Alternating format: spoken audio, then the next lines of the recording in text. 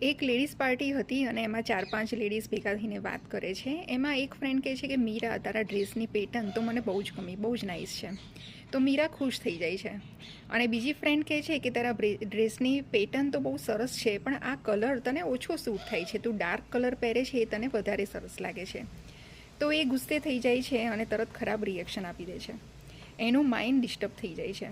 ઘરે જાય છે અને એના હસબન્ડ સાથે વાત કરે છે કે યાર, મને થોડુંક હોલિડે પર કે ક્યાંક બહાર ફરવા જવું છે, મને મનની શાંતિ જોઈએ છે. તો એના હસબન્ડ કહે છે કે હમણાં જ તો હજુ હોલિડે પરથી આવ્યા છે, તો અત્યારે પોસિબલ નથી જવાનું. તો એના હસબન્ડ પણ ગુસ્સે થઈને એ ખરાબ રિએક્શન આપી દે છે. એકચ્યુઅલી આ નાની વાત પરથી સમજવા જેવું એ છે કે આપણા મનનું રિમોટ કંટ્રોલ આપણી પાસે નથી. લોકોની પાસે એ પાવર છે કે આપણને અપશબ્દ કહી શકે છે, આપણા માટે ખરાબ પરિસ્થિતિ ઉત્પન્ન કરી શકે છે, આપણી ઇમેજ ખરાબ કરવાનો ટ્રાય કરી શકે છે, આપણી સાથે સંબંધ કાપી શકે છે, એક બાઉન્ડ્રી ક્રોસ કરે છે કે આપણા માટે ઘણું ખરાબ બોલી શકે છે. બધા જ લોકો પાસે આ પાવર છે.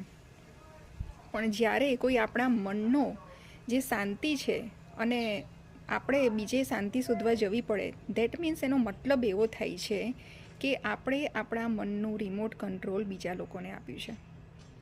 જો આપણા મનનું રિમોટ કંટ્રોલ આપણી જોડે જ હોય તો આપણા વિચારો, આપણા સિદ્ધાંતો, આપણી લાઈફસ્ટાઈલને કોઈ પણ અસર નથી કરી શકતું.